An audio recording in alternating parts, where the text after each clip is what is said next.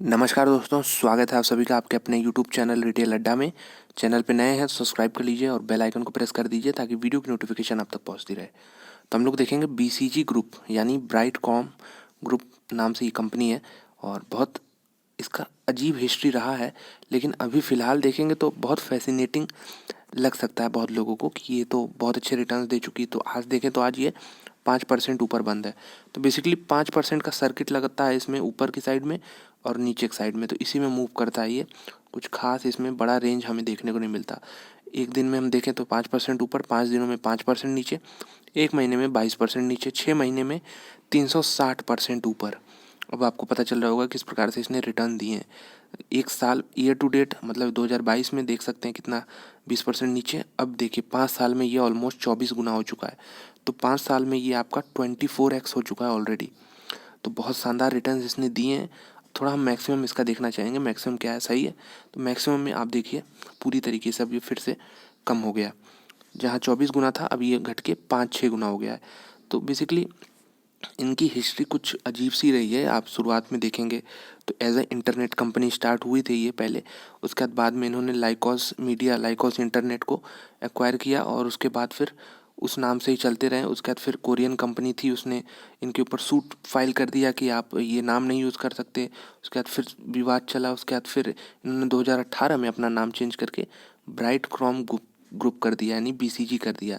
तब से लेके इसमें अच्छी खासी हमें जंप देखने को मिल रही है। तो अगर आप पिछले 5 साल का चार्ट देखेंगे तो आपको अंदाज़ा होगा कि 2018 से मैं बात कर रहा हूँ। आप देख सकते हैं 2018 में इनका लेवल था अराउंड 6 रुपये 72 पैसे। उसके बाद अगर आप देखें तब भी अंडर परफॉर्मेंस थी लगभग 3 साल। ये लगभग 2021 से मूव करना स्टार्ट हुआ है। आप देख सकते हैं जून 2021 को 10 रुपये से ये ऑलमोस्ट आप कह लीजिए 200 तक पहुंच गया था। तो इसमें बहुत अजीब है। मैं एडवाइस दूंगा अगर आप इसको देख के ही इन्वेस्ट कर रहे हैं कि इस तरह का मोमेंटम इसमें रहा है तो आप बिल्कुल इसे अवॉइड करिए, क्योंकि इससे बहुत बढ़िया बढ़िया स्टॉक्स अवेलेबल है मार्केट में। और इसमें बहुत बड़ी चीज़ जो मुझे लगती है वो है ट्रांसपेरेंसी की कमी है मैनेजमेंट में और शेयर होल्डर्स के बीच में। तो ट्रांसपेरेंसी क्यों मैं कमी बोल रहा हूँ, क्योंकि बेसिकली अभी तक बिजनेस मॉडल हम लोग नहीं समझ पाए हैं कि इनका रेवेन्यू कैसे आता है, प्रॉफिट कैसे इतना इंक्रीज़ हो रहा है इस समय, प्रमोटर होल्डिंग सिर्फ 20% क्यों है, उसमें से 10% प्लेज क्यों है। तो ये सब बहुत सारे क्वेश्चंस हैं और ये इसका जवाब है ट्रांसपेरेंसी है नहीं ज़्यादा कंपनी में। ये मेरा मानना है, आपका मानना कुछ और हो सकता है। लेकिन अगर आप इन सब चीज़ों को अवॉइड करेंगे तो बहुत अच्छे मतलब इस तरह के रिटर्न्स देखिए उम्मीद करना एक बार मिल गया किस्मत से तो सभी को नहीं मिलता। इसमें 99% आप देखेंगे कि 100-200% लेके ही निकल जाएंगे। तो इस तरह के रिटर्न्स फैसिनेट करने वाले होते हैं, लेकिन रियलिटी कुछ और होती है।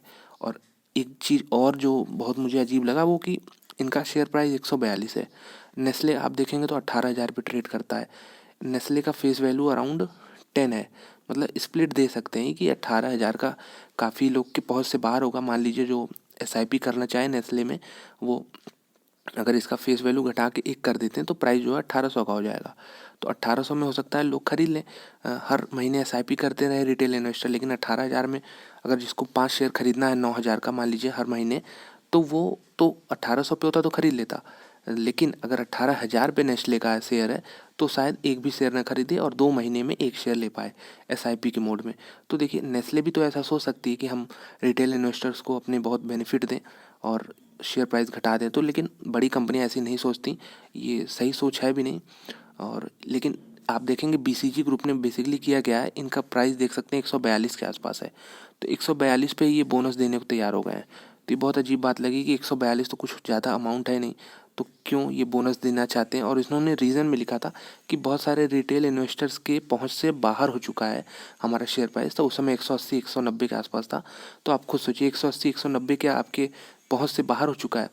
क्या आप सिर्फ 100 रुपये के नीचे के स्टॉक्स ही खरीदने के कैटेगरी में आते हैं हम लोग। तो बिल्कुल ये सब बहुत गलत स्टेटमेंट है बीसीजी के द्वारा और मेरे ख्याल से बहुत घुमाने वाले स्टेटमेंट है कि ये पहुंच से बाहर हो गया। 142 रुपये का स्टॉक है और आप कह रहे हैं कि रिटेल इन्वेस्टर की पहुंच से बाहर हो गया इसलिए हम बोनस देने को तैयार हैं। तो इस तरह के देखिए डिसीजन बहुत ही एम्बिगियस होते हैं और मेरे ख्याल से इसका कभी भी यू टर्न आप ले सकता है स्टॉक। और इसमें जब तक सब कुछ सही है तब तक सही दिख रहा है, लेकिन कब क्या कुछ आ जाए हमें भी नहीं मालूम। इसलिए अच्छी कंपनियों, बड़ी कंपनियों पे आपको भरोसा करना चाहिए। तो इससे रिलेटेड नोटिस आया उसे हम देखते हैं।